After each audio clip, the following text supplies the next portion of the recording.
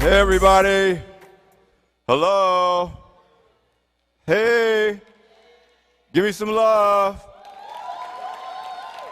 Well, they gave me some love. Give me some love. Hello. I'm Alfred Edmond Jr., Senior Vice President, Executive Editor-at-Large at Black Enterprise. Just want to talk to you for a few minutes. I want to ask you a couple of questions, maybe at least one very important question. Who here loves black men? That felt like only like 60% of the audience. Who here loves black men? I think you could do a little better than that. Everybody who actually loves black men, stand up where you are. If you don't love us, just stay seated. And shame on you if you're a black man and you ain't stand up. Okay, that's about 80%. How many of you would invest in the success of black men? We need to get those numbers up too. Here's why I'm asking you these questions. There's only one national event that celebrates the excellence of black men. Black Enterprise produces that event. We launched this event in 2017, and it's called Black Men Excel. Black Men Excel. It is our answer to the already phenomenally successful Women of Power Summit, which we brought back as an in-person event a couple of months ago in Las Vegas. Black Men Excel will be coming to Baltimore in October, and everybody here who loves black men, including the black men who love themselves, needs to be at this event. There's no event like it that celebrates black men, not just because we're athletes, not because we might be able to sing or act. They're celebrating black men in everything that we do, and more importantly, we're investing in the leadership development of black men. Black men in corporate America, black entrepreneurs, serious focus on mentorship, serious focus on mental wellness and mental health, and we need you to be our ambassadors to either go to Black Men Excel or send your son, your uncle, your husband, your brothers, the black men in the community, let them know you need to be at this event. This is really, really critical because this is a new movement that Black Enterprise started in 2017 when we recognized there are many events that looked at the dysfunction of black men. There was no event that celebrated the excellence of black men. So without further ado, I want you to check out a brief video that tells you a little bit about the event.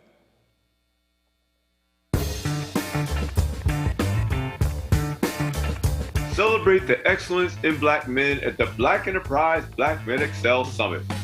Meet our country's best and brightest black men who are redefining their image. We need to make sure that the world knows that we are here and that we are doing our business, so let us salute ourselves for that.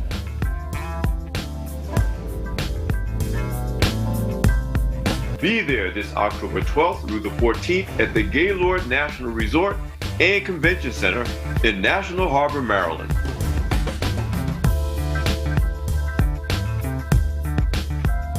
It's time for people to see that black men are doing great things and doing it positively. By doing this Excel Summit, it empowers us, it inspires us to be more creative and to do things that we haven't necessarily or traditionally done. I met some great people here that I plan to do business with in the future, and I plan to learn from. This was an eye-opening experience. For more information, log on to blackenterprise.com/BMX.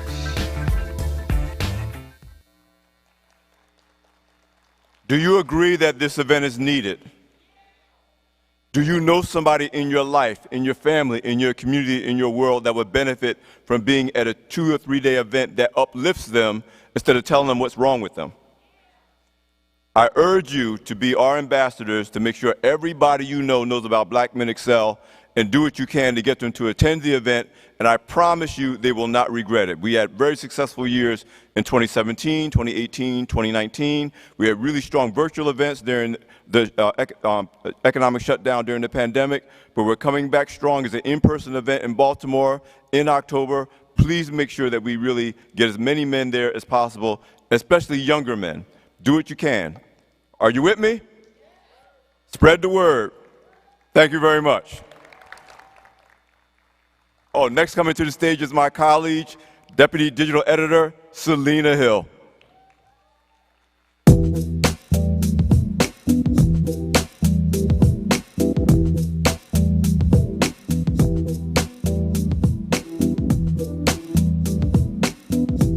Hey y'all, I'm back. And this is our final session for the summit, another great one. How have you been enjoying the summit so far? A round of applause. Amazing. So we're closing out with a great one. Sisters Inc., leveraging your brand to build your business, is hosted by Comcast Rise. So let's take a moment to hear a message from Comcast Rise. Hello, everyone. My name is Reagan Yeldell, and I'm the Executive Director of Program Management for Comcast Rise. Welcome to the panel, Sisters Inc., Building Business Through Brand. I want to thank Black Enterprise for partnering with us today on this so very important topic. Comcast knows that small businesses are the backbone of our communities. We are committed to supporting businesses who have been hit hard by the economic impact of the pandemic, which has disproportionately affected businesses owned by people of color, but most extremely Black-owned businesses. Comcast is deeply committed to playing a role in driving change. With this in mind, we created Comcast Rise, which stands for Representation, Investment, Strength, and Empowerment. Comcast Rise is our multi-year commitment to create sustainable impact and give meaningful support to small businesses owned by people of color, including Black, Indigenous, Hispanic, and Asian American owners and women through marketing and technology resources. To date, almost 8,000 entrepreneurs from all over the United States have been selected as Comcast Rise recipients. Additionally, we've just announced the latest round of the Comcast Rise Investment Fund, which will provide the opportunity for eligible small businesses to receive $10,000 in monetary grants and a complimentary 12-month coaching program through our partners at Eureka, which can help build skills focusing on how to strengthen a company's foundation, gain more customers, and become financially stable. Eligible businesses in Atlanta, Detroit, Philadelphia, Pittsburgh, and the Twin Cities can apply at www.comcastrise.com between June 1st and June 14th. A total of 100 grants per city, or 500 grants overall, totaling $5 million, will be awarded in July of this year. To learn more about eligibility and to apply for either the marketing and technology program or the grant program, please visit our website at comcastrise.com. I want to thank you so very much for your support of this program. Now, please, we hope you enjoy the panel. Thank you to Comcast Rise for partnering with Black Enterprise to help make the Entrepreneur Summit such a success. And now we are ending this summit with a bang. So I'm pretty sure many of you have been networking and connecting, hustling to build your brand while you're here.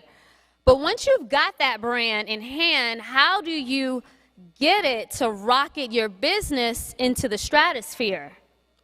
So this afternoon, we're talking to two of the hottest women entrepreneurs in the country. And let me say, one is Philly's finest, and one is the queen of LA. So it's a nice West Coast, East Coast mix that I'm excited about. They're going to talk about how they've used their networks, branding smarts, and dedication to their audience to position themselves for unlimited business opportunities. We have Miss Diddy, who is the CEO of the Brand Group and was one of the first female Black promoters in Hollywood.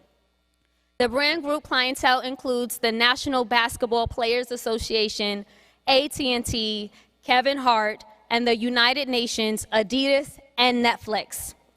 We also have Milan Rouge, who is the CEO of Milano di Rouge, and a force to be reckoned with, blazing her way through the fashion industry by making a t-shirt company into a multi-million-dollar size inclusive empire.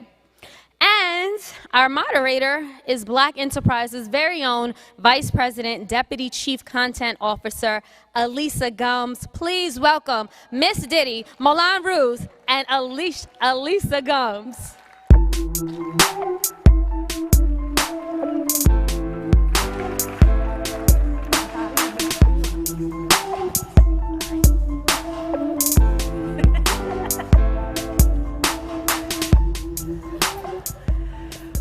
hello everyone. Selena gave us a great introduction. It is the last session. It's pouring outside, but we're going to keep the energy going in here, right? And we've got two amazing women who are going to share their stories about how they have built their brands and their businesses. Milan, I want to start with you. You are a fashion designer, an entrepreneur, an influencer, and of course you are from right here in Philly. Yes. Hometown girl. How did your passion for fashion start, and what made you want to be an entrepreneur? I actually started as a hairstylist, and it's a long story. I'm gonna make it short, but I started as a hairstylist, and I was a mediocre hairstylist. People came to me for my advice. So one of my clients, she was leaving, and she was like, "I'm gonna miss your advice," and she was like, "You should start a blog." In 2012, I did not know what a blog was, so I went home and Googled, what is a blog? That night, I started a blog, and I came up with topics for love, dating, fashion, and motivation. And from there, I had gained 100,000 views on my blog in like 3 months. So I was like, I have an audience, I can start selling them something. And I always wanted to create t-shirts with different sayings on it. So I literally started in July. I created the logo, Milano di Rouge. In December 2012, I had a launch party, and I just went from there. Yeah. Amazing. It is. We're going to come back to that whole, because that is a hustler mentality for real. You said, wait, I have an audience. I can sell them something. Yeah. I need to make a product. But your luxury streetwear, Milano di Rouge, is now a multi-million-dollar fashion brand. But you built it grassroots, like selling from the trunk of your car. So how did you get from there to here? So Instagram helped me a lot. It was really life-changing for me because I was able to see Miss Diddy's, the ladies like Miss Diddy's, the Karen Civils, the Mangleys. I saw them making money and creating a business, and I knew that if they did it, I can do it too. So I would literally just say, I'm selling shirts, anybody want to meet me? And people would place an order online, and I would just drive all around the tri-state and sell them shirts. And then eventually I got a warehouse, so people would come to me. And I just constantly just kept growing and kept growing. I ended up getting a store on 15th and Spring Garden Street. I knew that I didn't want to work in my store. So I stopped paying myself, and I built a team. So March 2016, I wrote my last check, I put it in the Bible, and I focused on growing the team and paying my team. And in March 2017, we made enough money, and I had a team. I moved to Los Angeles so I can really grow the brand. And just from there, every day, I just work hard. All right. Miss Diddy, as Selena mentioned, you are the president and CEO of the Brand Group LA, which is a full-service agency focused on marketing, brand management, events for some very high-profile clients. When did you first realize that you had a knack for branding? Okay, I have to say something really quick. And yes. First of all, I have to say sorry, because something wrong with me in real life. But I have to stop and say this, right?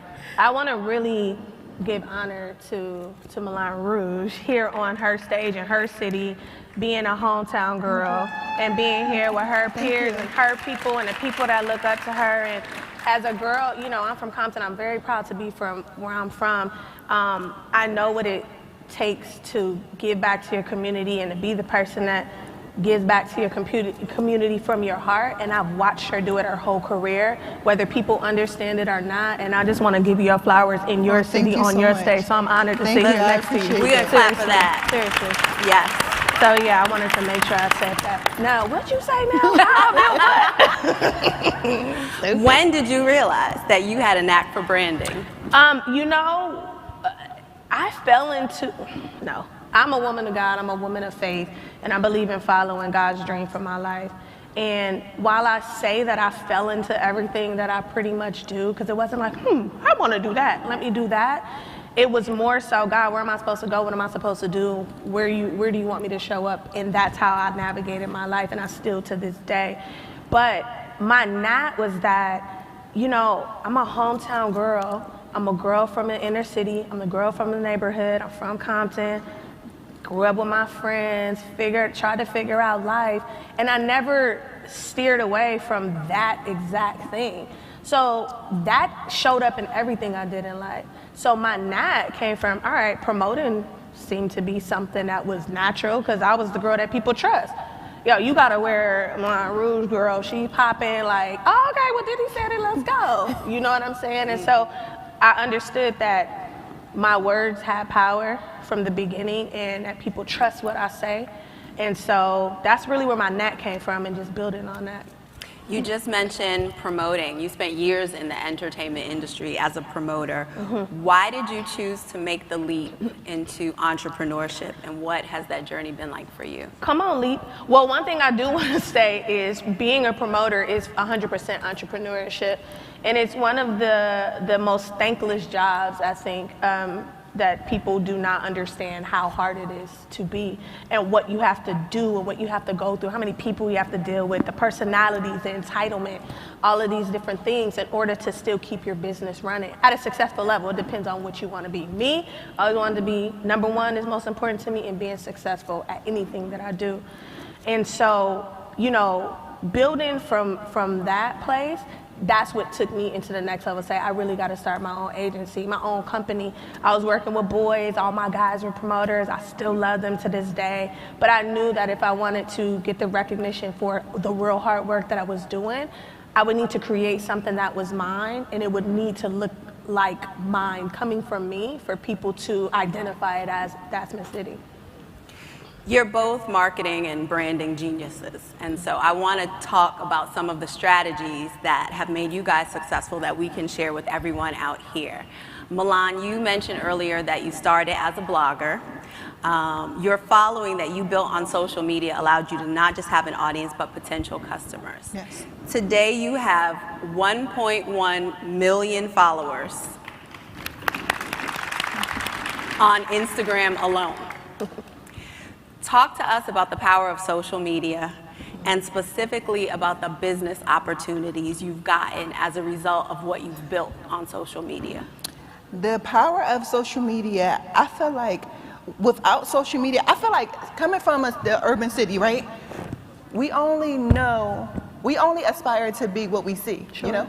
So when I got on Instagram, I come from the bottom of West Philadelphia. That's right. So when I got on Instagram, I started to see black women with luxuries, and they got them on their own. So that I was unfamiliar with. So when I saw that they were working hard, and it was like, if they can do it, I can do it too. So the power of social media is really real, because sometimes people look at it and they be intimidated by it, by seeing what other people have. I look at it and say, if she did it, I can do it too. What's stopping me? So I think that and that's why I like showing my journey. From 2012, I never delete any pictures. I have like, Same. I probably got like 20,000 photos. But I showed my journey the entire way because I was thinking about the little girl in the hood. Yeah. Because I wanted her to see that I did not give up. And when she go back and look at my story, she can see that I was selling out the trunk of my car. I wanted her to be inspired by when she see another black woman succeed, that she can do it too, and not feel like she was my competition. Yeah. And I showed that it wasn't as glamorous as most people made it seem, because when I first got into it, I thought it was going to be, oh, cameras and pretty lights, but I'm like, this is hard work.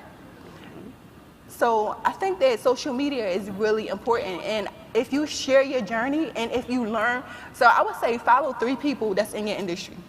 And my motto is follow the greats and become greater. So like I literally just try to learn like what can they do better, and I try to do better, you know, or what does they do good at, and then I'll just take different techniques and try to apply it to my brand. So I think social media is very important, and just promoting yourself. I think people got into the habit of not being seen starting from the bottom, and they don't want to promote. But I did not care. I always promote. Every single day I'm online, I'm promoting. This is a free platform to promote your services.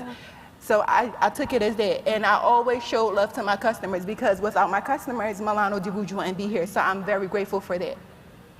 Can you talk about some of the opportunities? Because a lot of people think it's just about getting followers, it's just about getting fame. Like, what are some of the doors that opened up for you because of social media? I'm on this stage right now because of social media. Yeah. If it wasn't for Instagram, I would not be here. So many doors have opened up for me. I am a young black multimillionaire. Yeah. I would not have been that without social media. And if you guys use social media wisely, it's really a tool to success. It's so many resources on there. I learned so much. I'm not just on there for entertainment. It's good to be entertained, but I really take it as a tool and I learn as much as I can. I follow pages that I can get insight from. I follow people that either make me happy. I don't follow anybody that when I'm scrolling, I gotta feel like, you know, like I follow people that only bring me joy or inspiration. If I'm laying in the bed and I see Miss Diddy post that she just did this, okay, it's time to get up. Yeah. It's time to hustle. So I really use it as motivation. Yeah. Miss Diddy, in your industry, you're known as a relationship builder. And that superpower has made you a go-to person for brand partnerships. You've done partnerships with some of the largest companies in the country, Lincoln, American Airlines, Neiman Marcus. It's a long list. Tell us how relationships have been critical to your success in business. You know, I come from an era where that is the currency, right? So I started in entertainment over like 15 plus years ago, and I started with a really good group of gentlemen, Kanye West and Don C and John Monopoly and all my Chicago guys, and you know, and these gentlemen showed me, Kenny Burns, that relationships were key, right? And it's really just who I am at my core. Like, I care, you know, and a lot of people are so focused on getting ahead that they're not thinking about just simply caring for someone.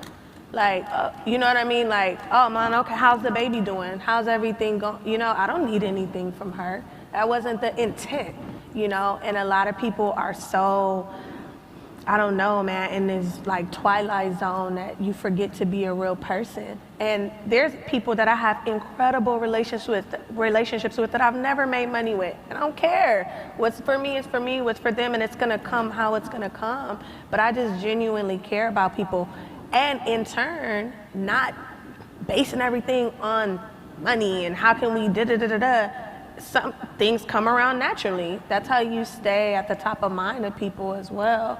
And I say this often, like, people want to do business with people who they like, you know? So I like you, I'm gonna call you first for this opportunity. And it could have gone to someone else, but based on the idea that you're just a cool person, you're a good person, and you care, I'm gonna give you the work and you're trustworthy, you know? So relationship building has been the core of the success of my business, not just my business, the success of it.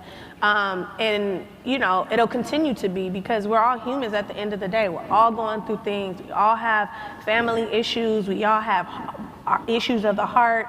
We all have things that are happening that we wish didn't happen, or going through our own personal journeys, our mental health journeys. And so I think if we just kind of care a little bit more for people to the best of our ability, you know, it just goes such a long way. Yeah. Thank you. Do you have any advice for entrepreneurs out there who want to be more strategic or become more effective about building relationships? There's a couple viewpoints I have, about entrepreneurship. One, I don't believe it's for everyone. So I'm not the entrepreneur that preaches down entrepreneurship just because it's looking glamorous. People make it look glamorous, like Milano said. Like, it's very tough. It's hard work. There's a lot of mental anguish that you will go through as an entrepreneur if you want to be successful. So my advice is not everybody become an entrepreneur. My advice is, where much is given, much is required. And if this is something that you want to do, understand that tunnel is very long and is very skinny. And, you know, you'll have to get yourself through a lot of days and a lot of things. So that's but building the relationship to me is just be a genuine person.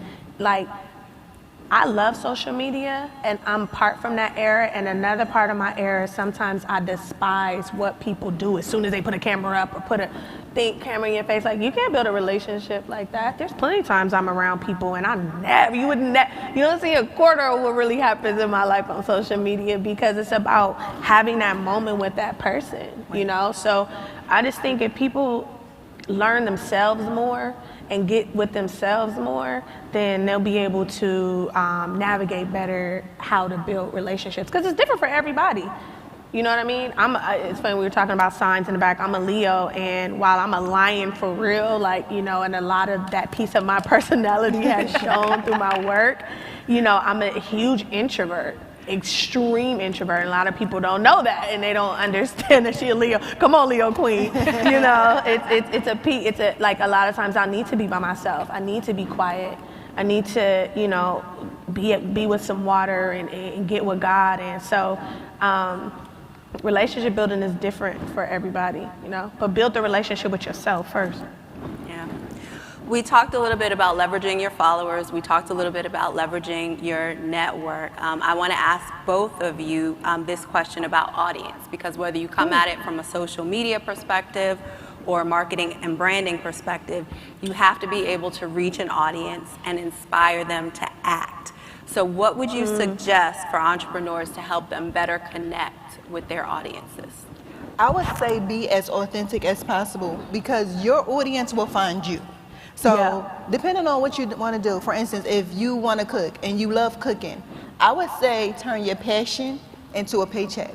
But just start promoting your services. Start recording yourself cooking, record yourself eating. Whatever you enjoy naturally, try to be as authentic as possible. I feel like right now, people are so in tune with the story behind the brand. So if you start to tell that story, naturally, people that want to be a part of it, they're going to connect to it.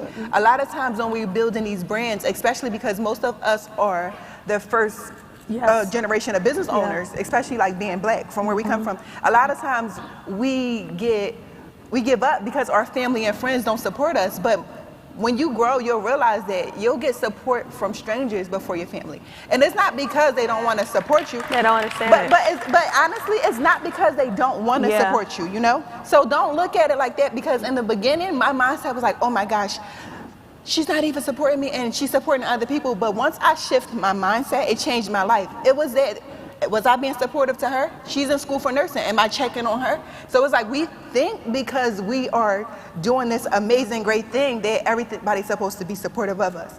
But the same support we want, you got to analyze and see if you're giving it, you know? And a lot of times when you check yourself, you'll realize, oh, I wasn't. So, but getting back to what I was saying is, most people that's going to support you, it won't be friends and family first. It will be strangers. Sometimes your friends and family got to see that other people believe in your product in order for them to want to try it, you know? Imagine how many crazy ideas you came up with before. So, like, it's just a natural thing, and we get so defensive because it's like, we just don't understand business. And the more we grow, the more we'll understand, and we wouldn't take nothing personal. Because my goal in the beginning was, watch when I make it. I know everybody going to support it. And then God helped me change my mind. Because it was like, I didn't give them your vision. I gave that vision to you, and it's up to you to show them your vision. So thank you. So I would say, like, first really figure out what it is that make you happy and what you would do without being paid for it. And once you figure that out, look and Google different ways you can make money from it, you know? Because even if your goal is to just be the best mother you can be, I am a person that just had a baby. I want to learn from mom. So create a YouTube channel that teaches different strategies on different techniques on how to be a better parent. You can make money from YouTube. It's money in everything, you know? So just try to figure out how you can turn your hustle and your passion into a paycheck. Precisely. She said precisely. Do you have any suggestions for connecting with an audience? Connecting with an audience, I 100% agree with everything that Milan Rouge said.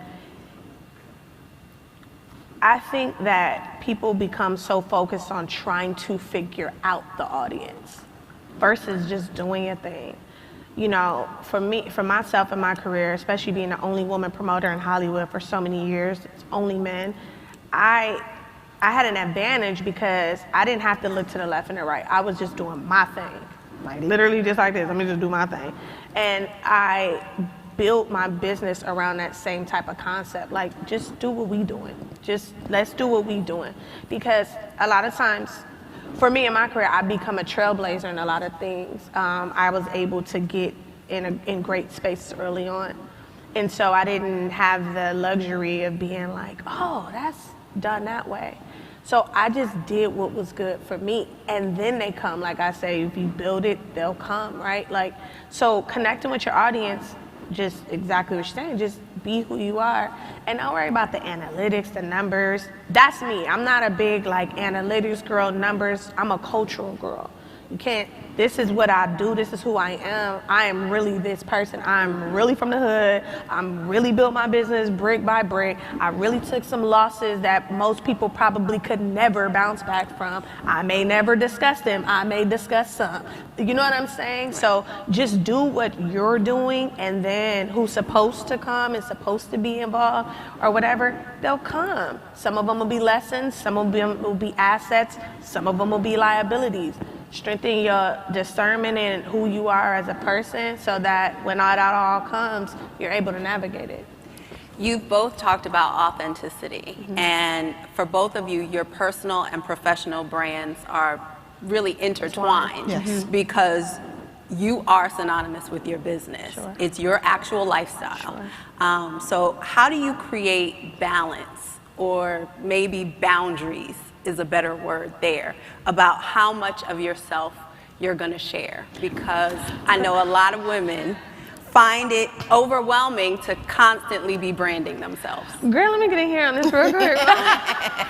That's what Sisters Inc. is about. We want the real talk. Girl, please. You know what? You know, COVID did a lot of things for a lot of people in different ways, right? Everyone learned something different or something more about themselves, and whatever the case may be during COVID, during the pandemic, and all things like that. Everybody still be safe. Try to put your mask on. But for me, what it did was it allowed me to understand what boundaries meant. And a lot of times when you're young and you're from the hood and your first generation things, and you want to get up, you want to help everybody, you think that's old.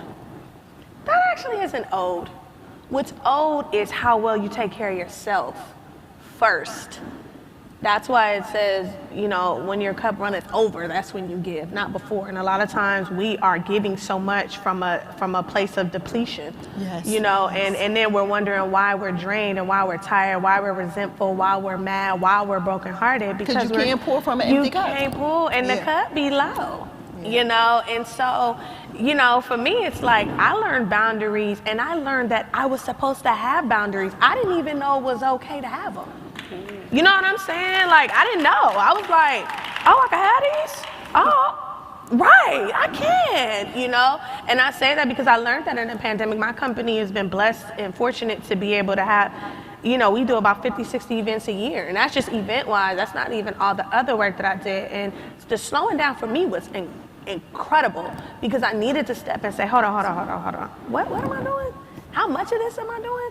And how much of it am I doing for who? Hold on now, you know, and I had to put those boundaries around my life and start to be better to myself. Like I recently was saying how I didn't learn to be gentle to myself until these last coming years. You know, I didn't have the luxury to do it. I was trying to survive. I was hustling and getting to it and working and hustling in a good way, you know. And a lot of times when we have these shots at life success and the life that we really dreamed and want, you don't even want to stop while you're seeing the light of it, right? So you're like, let me keep going. But for me, I needed to be like, skirt, put them boundaries up. No, I can't do that. I can't do that for you neither. Because I had to learn that I'm no one's God. And I can't save the world. I need to save me first. And then I'll be able to do more for everyone. So I put the boundaries up, y'all. Milan, how do you figure out like where to draw the line between where the person ends and the brand begins? I always say that I don't mind being transparent, but I don't want to be Nikki. So I like to give what I want to give. I feel like I do things from the heart. I'm a genuine person. I don't want to be controlled to do different things, because then it's not authentic to me. I am a giving person. My mom raised me to be a giving person, so I give naturally. That way I don't feel like I was used, because I genuinely wanted to do something. So that is how I've always drawn my boundaries. I'm a Taurus. Sheila, I'm a Taurus. So I always been like a person that is like very upfront, very straightforward, and like, tell me exactly what you want and I can tell you if I can help you. That's how I feel. Because I don't like small talk. I don't want to play around. So it's like, what do you want? How can I help you? And if I can help you, I'm going to help you. Because I want to see everyone win. If I can help you win, I'm going to help you. If it's going to take away from some of the things that I got going on, then I can't pour from an empty cup. That's what I had to learn, though. Yeah. It took a long time. And I had to make sacrifices. So like even growing Milano di Rouge, before I had my brand, I was always around my family. Like I'm a family person. In order to grow Milano, I had to make sacrifices. I lost friends. I couldn't go to all of the parties. I couldn't go to vacations. I had to save up and build my baby up. And it was, when I moved from my family, it was a sacrifice. Everything takes a sacrifice if you really want something bad enough. But ultimately, it led me to here. And now I can go back to get my family. So sometimes you do gotta make a sacrifice. Sometimes it's all about figuring out really your vision and focusing on the vision and not letting nobody stop there, you know, or deter you from there. So. Can I say something to what, even in the last part you said, because it's interesting, we're even saying like Leo and Taurus, because Tauruses are like that. Like, I'm not about to let anyone take me away from the vision. But what I also want to encourage people is sometimes you'll talk yourself out of your vision because it's a little too big for you to understand or to believe or to feel safe about. And what I will say and what I do want to encourage you to understand is that not everything is safe, you know, and most of this is not safe or what we understand to be safe, right? Or what we were taught to be safe. And you have to figure out what your own thing is. And you have to push your boundaries. That's how you stay on track. You got to push those boundaries to that. I mean, if I think I can only run a mile, I actually need to run 5 miles to figure out how hard I really can go. You know what I'm saying? And so I do want to encourage everyone, like sometimes when you're talking yourself out of that vision, because your mind is your hardest thing to tame, you know? Being mentally strong is very tough to do. And so just keep going because there's glory and beauty right beyond that point. Yeah. So Sisters Inc. isn't just a session that we do at our events. It's also a bi-weekly podcast. And if you haven't heard it, you can check it out on blackenterprise.com.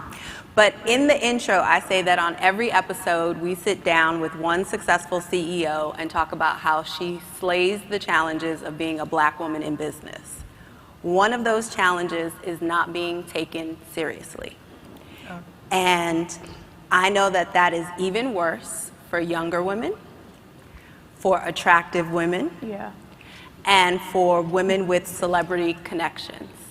So how have you both experienced that, and how have you counteracted people not taking you seriously in business? I've experienced it from the beginning, especially in 2012 when I first started. It was a male-dominated industry. I'm sure it still is, but everybody I work with, from the photographers, the videographers, the graphic designers, the people that printed my shirts, everybody was a male. And I was a young, attractive, naive girl because I did not know like certain things. Everything I learned, I was learning as I go. So I was asking certain questions, and I can tell the look on their face that they were trying to take advantage of me. But I am a young woman that respect myself, so I won't let no one disrespect me.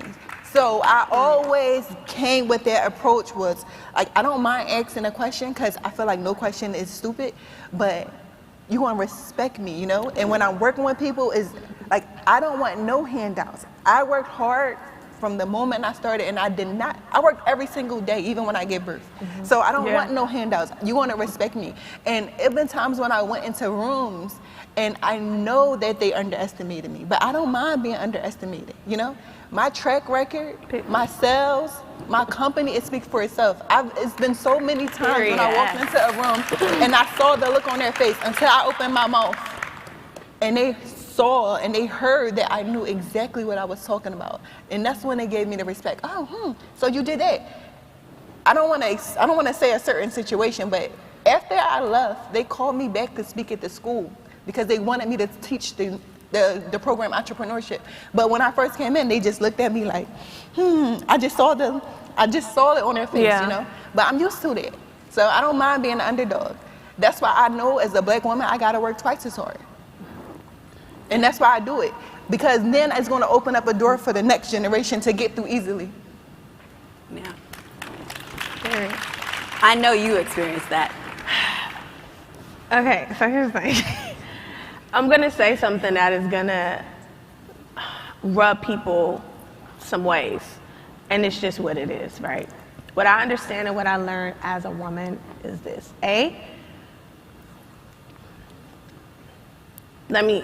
Men don't have the ability to look at us as equals. Only, not because we're not capable, we're not amazing people, all of these things. It's because they're men, they're natural born men. And that gender, that trust me, plays a part in the thing. Doesn't mean they don't appreciate us and respect us like this, but I don't believe that they have the innate ability to view us as equals. So what we have to understand as women is sometimes the system, it's kind of what it is. So what you do is just do your thing, right? What I learned, like, I'm known off of the work as well. So all I could do is do my work. And however you perceive it, view it, look at it, all that, I don't have anything to do with that, because if I obsess over that, that's gonna control my whole entire life.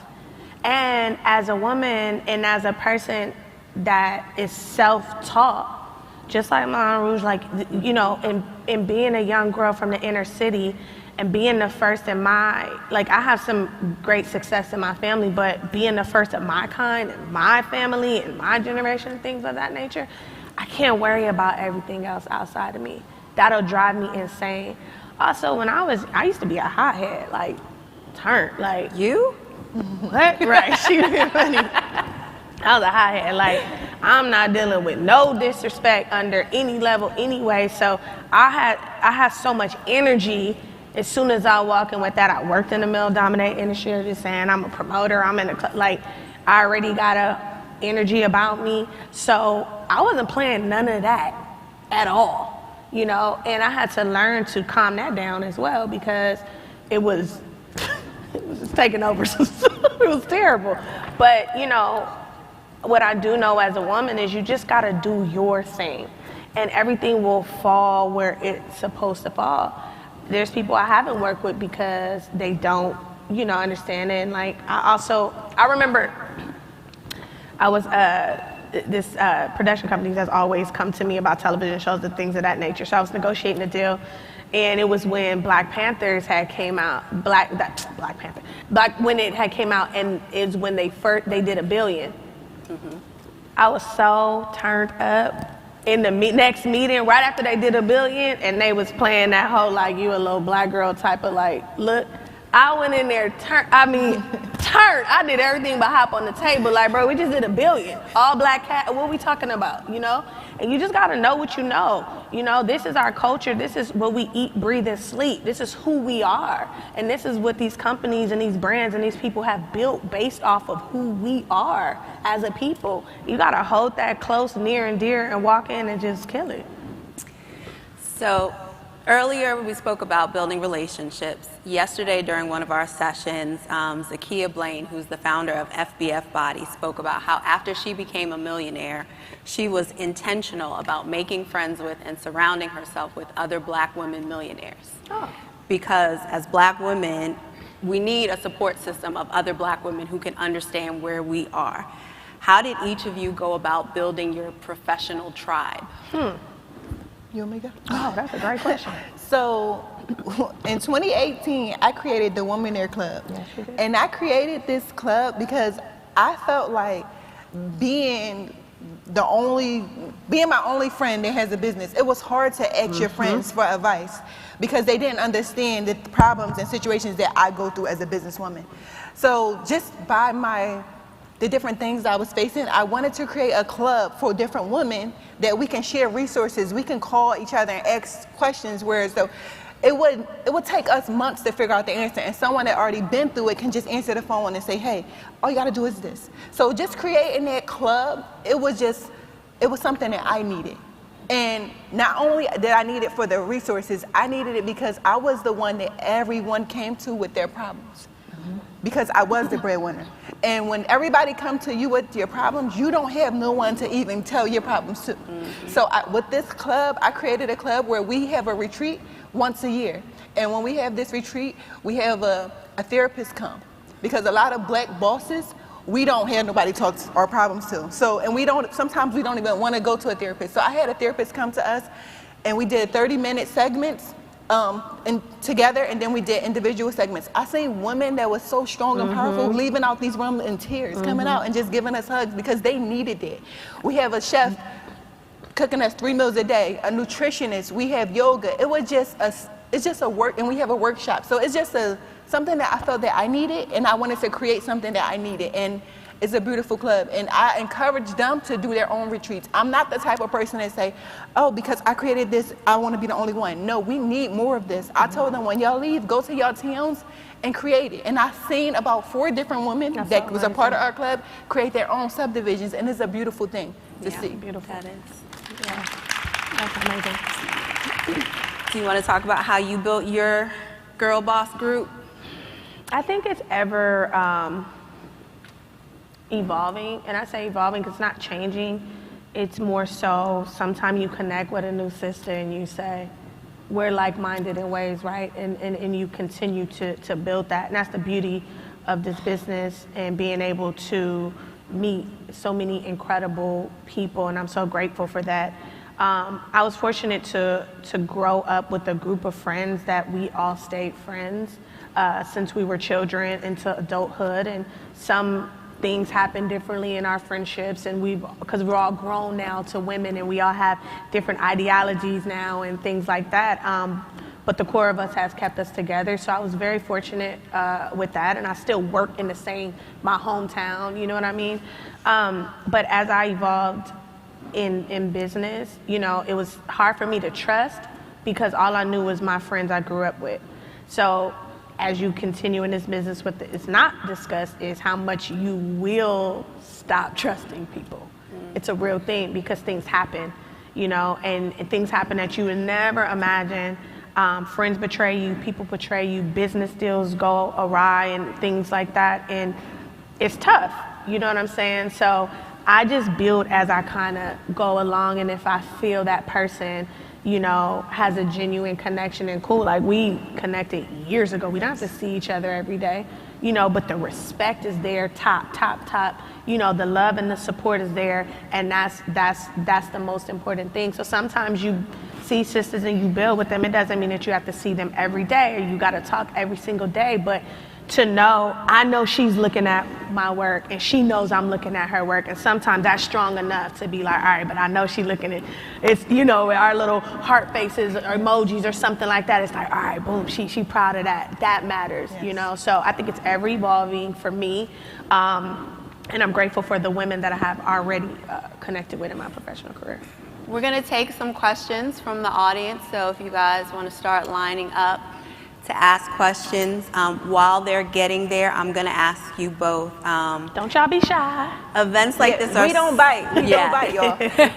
Events like this are so important because we can come together and learn from each other's successes, but we can also learn from our struggles and our setbacks. Oof. So what do you know now that you wish you knew when you were starting?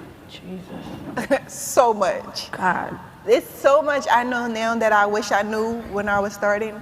But what I can say is I thank God for all of the setbacks because it made me realize that I truly wanted this. Had I not experienced those setbacks, I probably would have just thought everything come easy. And when you think everything comes easy, easy come, easy go. So I've experienced so many setbacks. So many struggles, you know, and it's even right now I'm successful and I go through struggles every single day. It's phone calls every single day, text messages, but I don't look at it as struggles. I look at it as another obstacle that I get the privilege to overcome, because obstacles are meant to be overcome. If you look at it and you let it defy you, then that's how you're going to approach it. So your whole energy is going to be shifted. Because I could be sitting up here with the news I got earlier and be like, absolutely. No, I don't look at it like that. God gave me a full plate because that's what I asked for, and I'm going to treat it as such, you know? So I thank God for every lesson and every blessing. He's still working on me, y'all. He's still working on me. Say the question again.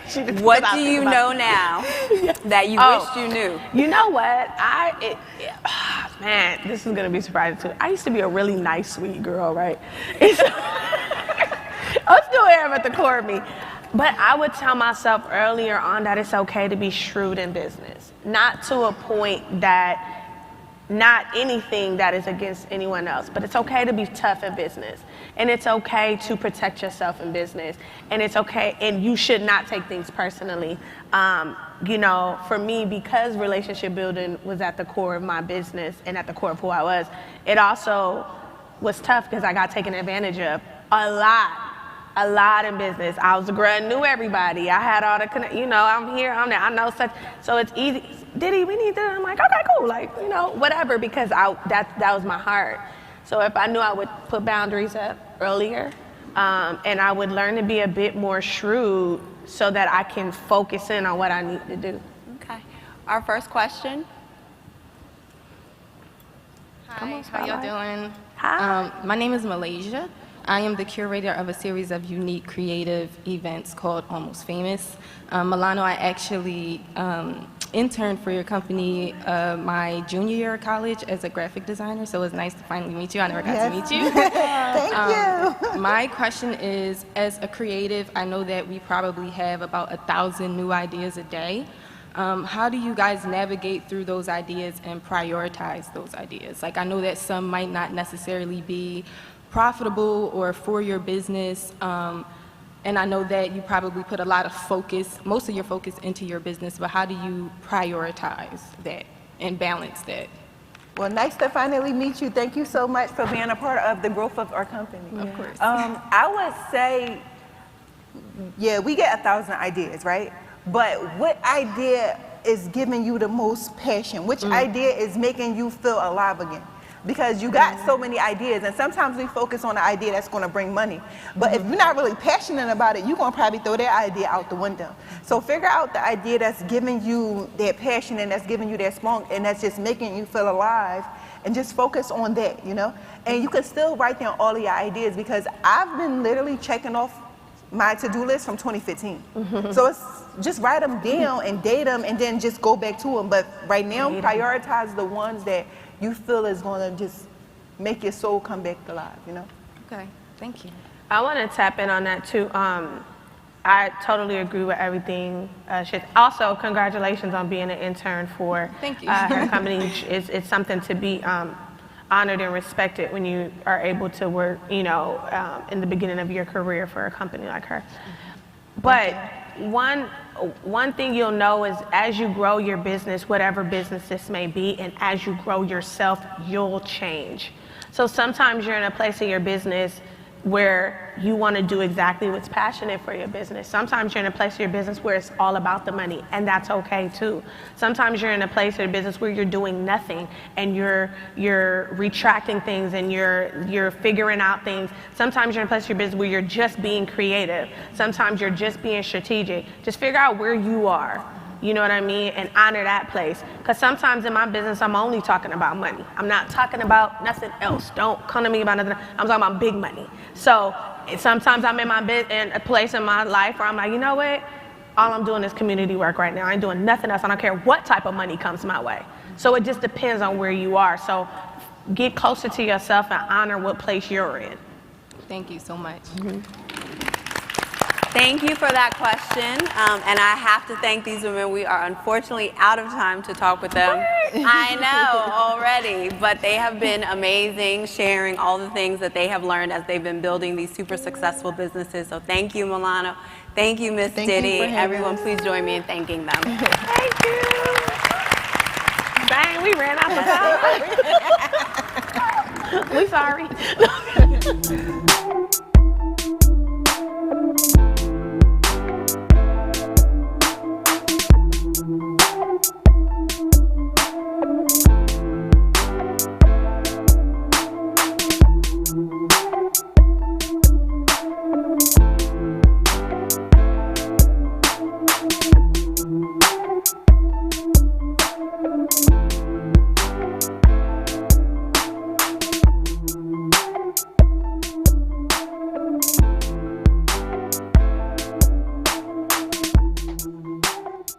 Well, I know that.